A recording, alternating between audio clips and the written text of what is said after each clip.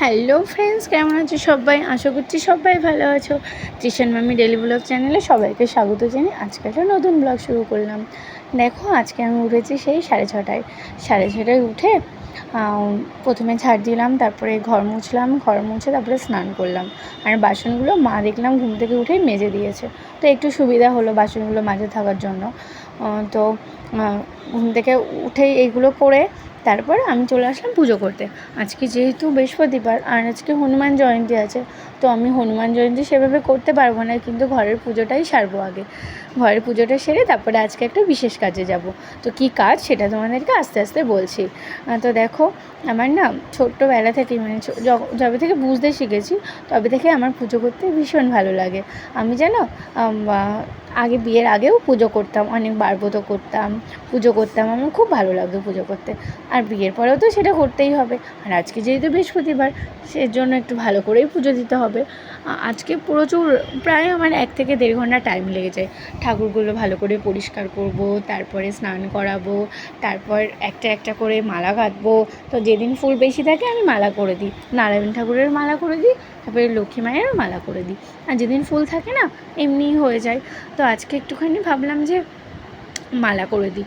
একটু অনেকটাই ফুল রয়েছে, মা অনেকটাই আজকে জুঁই ফুল পেয়েছে, আর হচ্ছে গাঁদা ফুল অনেকটাই দিয়েছিলো। আমি ভাবলাম যে তাহলে আমি লক্ষ্মী ঠাকুরের একটা মালা করে দিই। মালা করে দিলাম।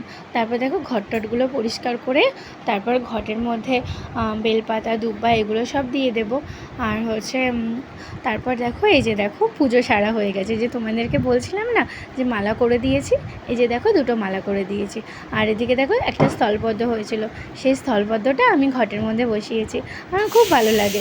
আর এই যে বাবান ঘুম থেকে উঠেছে, উঠে দেখো খাটের মধ্যে বসে আছে। আজকে জানো তো, বাবান যাবে স্কুলে, তার জন্য দেখো আমি সকালবেলা উঠেই পুজো টুজো সেরে নিয়েছিলাম। রান্না করতে পারিনি, কারণ রান্না করতে গেলে অনেকটা দেরি হয়ে যাবে, আমার ঠিক করে পুজো করাই হবে না। তো বাড়িতে যেহেতু 2জন মহিলা আছি, মানে আমি আর মা কিছুটা রান্নাবান্না করে নিয়েছে, আর আমি পুজোর দিকটাই সামলে নিলাম। যখন আমি একা থাকি তখন কি করি, রান্নাবান্না সেরে তারপরে পুজো করি, না হলে তো হবে না, কারণ পুজো করতে অনেকটা সময় পেরিয়ে যায়। আর রান্না করলে তারপর অনেকটা দেরি হয়ে যাবে। যেহেতু বাবা 11টার মধ্যে বেরিয়ে যান, তার জন্য আগে আমি পুজোটাই সেরে নিই। আর হচ্ছে দেখো, এইদিকে দেখো বাবানের আমি টিফিনটা রেডি করে দিচ্ছি। তো ছেলে আজকে প্রথম স্কুলে যাবে, তার জন্য ওয়াটার বোতল আর টিফিন বক্সে ওর ফেভারিট ডার্ক ফ্যান্টাসি আর হচ্ছে একটা অরিও বিস্কুটের প্যাকেট দিয়ে দিলাম।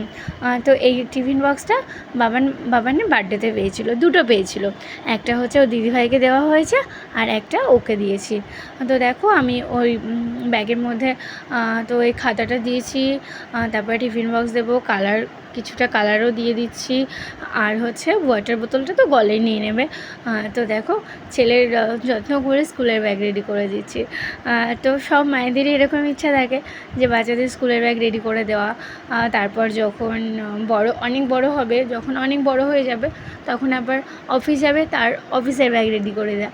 এটা প্রত্যেকটা মায়েরই দায়িত্ব। আর তারপর যখন বিয়ে হয়ে যায় তখন বউদের দায়িত্ব থাকে কিছুটা। তারপর দেখো আমার সব গোছানো টোছানো হয়ে গেছে। তারপরে বাবানকে স্নান করিয়ে দিয়েছি, স্নান করার পর খাইয়েও দিয়েছি। আর ওর স্কুল ড্রেস, এই দেখো রেড কালারের টি-শার্ট আর ব্লু কালারের প্যান্ট। তো যেহেতু নিচে দাঁড়িয়ে রয়েছে, আমিও নিচে বসে বসে এগুলো করে দিলাম। তো দেখো, আর হচ্ছে এই যে বাবানের আমি সব রেডি করে দিচ্ছি। ছেলে তো খুব খুশি হয়েই আর কি স্কুলে যাবে। তারপরে কি করবে আমি সেটা বলতে পারবো না। তো ও তো ইন্টারভিউয়ে আমার ছেলে টোটাল 2বার ইন্টারভিউ ফেল করেছে। প্রথম একবার ওকে ইন্টারভিউ নিতে গিয়ে প্রচুর কান্না করেছে। সেকেন্ড টাইম যখন ইন্টারভিউ নিয়েছে তখনও প্রচুর কান্না করেছে। তারপর থার্ড যখন ইন্টারভিউ নিয়েছে তখন প্রিন্সিপাল ম্যাম মা বাবার সঙ্গে যেতে বলেছিলেন। তো ও তখন মা বাবার সঙ্গে গিয়ে ইন্টারভিউয়ে পাশ করেছে, তারপরে সেই স্কুলে ভর্তি। তারপর দেখো, আমার ছেলে জানে যে আমি ক্যামেরা করছি, একটু দুষ্টুমি করছে। এই যে ওর হচ্ছে মোটামুটি ড্রেস আর প্যান্ট সব রেডি করে দিয়েছি, এবার সক্সটা পরাবো আর জুতোটা পরিয়ে দেবো। তো ছেলে তো খুব ভালো করেই রেডি হচ্ছে, বেশি দুষ্টুমি করছে না, কারণ আমার ছেলে একটু শান্তই, ওই আর কি, কেমন বলুন তো, শান্তশিষ্ট লেজ বিশিষ্ট একটা ভদ্রলোক হয়, সেটা আমার ছেলে। ও হচ্ছে ওই টাইপের। তো মোটামুটি কথা শোনে, খুব একটা কথা শোনে সেটাও বলবো না, তো মোটামুটি আর কি শোনে। তারপর দেখো, ওকে আমি সক্সটা পরিয়ে দিচ্ছি আর হচ্ছে তারপর জুতো পরাবো। আর আমিও বাবানকে রেডি করার আগে আমি রেডি হয়ে নিয়েছি, জানি আমার পরে রেডি হতে দেরি হবে, আর আমি যদি রেডি হয়ে যাই তাহলে বাবানও তাড়াতাড়ি করে রেডি হয়ে নেবে। তো এই হচ্ছে ব্যাপার। ওকে আজকে সকালবেলা ওর প্রিয় হচ্ছে ঢ্যাঁড়স রান্না হয়েছিল। বাবান ছোটোবেলা থেকে ঢ্যাঁড়স খেতে ভালোবাসে, ওই ঢ্যাঁড়সের তরকারি আর আমি ভাত খাইয়ে দিয়েছি ওকে। আর ওর স্কুল 11টা থেকে, ওকে আমি স্নান করিয়ে খাইয়ে দিলে অনেকক্ষণ স্কুলে ঠিক করে থাকতে পারবে। আর যদি আমি না খাইয়ে দিই তাহলে ঠিক করে থাকতেই পারবে না, কারণ 11টায় স্কুল অনেকটাই বেলায়, ও টিফিন টাইমে হয়ে যায়, তার মধ্যে বাবান তো টিফিন টাইম হয়ে যায়। আর যে দেখো স্কুল থেকে 2 জোড়া সক্স দিয়েছিল, একটা হচ্ছে মানে একটা এক্সট্রা করে দিয়েছিল, তো আমি 1 জোড়া পরালাম আর 1 জোড়া আমার ব্যাগেই রয়েছে। আর জুতোটা একটাই কিনেছি, সব কিছু তো দুটো দুটো করে কিনতে পারবো না, তো জুতোটা দুটো দরকারও নেই হয়তো।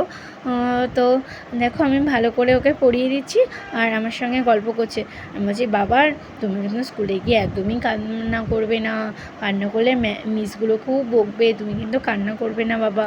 বলছে, না মা আমি কান্না করবো না, আমি খুশি খুশিভাবে চলে যাব। তো তারপর ভগবানই জানে কি করবে না করবে। আমি আবার বললাম, তুমি আজকে স্কুলে যাচ্ছ, আমাদের ওই ঘরে সরস্বতী মা আছে, সেটাকে প্রণাম করে যাবে। বাবান বললো ঠিক আছে যাব। তো কোনো একটা দিদিভাই আমার কোনো একটা ব্লগে আমাকে কমেন্ট করেছিল আর কি, যে দিদিভাই তোমার রুম ট্যুরটা আমাদেরকে একদিন দেখাবে। তো সত্যি কথা বলতে দেখো, আমি আমার পছন্দ মতো রুম ট্যুর এখনও মানে রুমটাকে আমি এখনও সাজিয়ে উঠতে পারিনি। তো তোমাদেরকে কি আমি হচ্ছে রুম ট্যুরের ব্লগ আর কি দেবো। তো যেদিন আমি মনের মতো করে আমার রুমটাকে সাজাতে পারবো সেদিনই আমি ঠিক করেছি তোমাদেরকে আমি রুম ট্যুর ব্লগ দেবো। তো কারণ আমার ঘরে মানে অনেক কিছুই এক্সট্রা রয়েছে, যেগুলো আমার ঘরের মধ্যে প্রয়োজন নেই সেগুলোও রয়েছে। তো যেদিন আমি ঘরটা নিজের মতো সাজাবো সেদিনই তোমাদেরকে আমি রুম ট্যুরের ভিডিও দেবো। তারপর দেখো তিশানের ঠাম্মি, আমি আর তিশানবাবু চললো স্কুলে। তো ওই যে দেখো ও স্কুলে যাবে, আমরা এখন অটোর জন্য ওয়েট করছি, কারণ ওর পাপার আজকে কাজ পড়ে গেছে, ওর পাপা নিয়ে যেতে পারবে না। এই যে ছেলে আমার খুব রেডি হয়ে গেছে, ও হচ্ছে তারপর যাবে। তারপর দেখো এই যে ছেলেকে স্কুলে দিয়ে 1টা মানে 11টা থেকে 12টা পর্যন্ত আমাকে ওয়েট করতে হবে, কারণ ছেলের আজকে স্কুলের প্রথম দিন। আমি ওকে চলে আসবো, যদি কান্না করে তো তারপর কান্না করতে করতেই ঢুকেছিল, আসার সময় খুব খুশিভাবে স্কুল থেকে চলে এলো। আমারও খুব হাসি লাগছিলো, মানে হাসি আসছিলো, কারণ ও স্কুল থেকে হাসি মুখে বেরিয়েছে, আমারও খুব আনন্দ হচ্ছিলো। তারপর আমি জিজ্ঞাসা করলাম যে কি বলেছে ম্যাম না বলেছে, এইভাবেই আজকে আমাদের সকালটা কেটে গেল।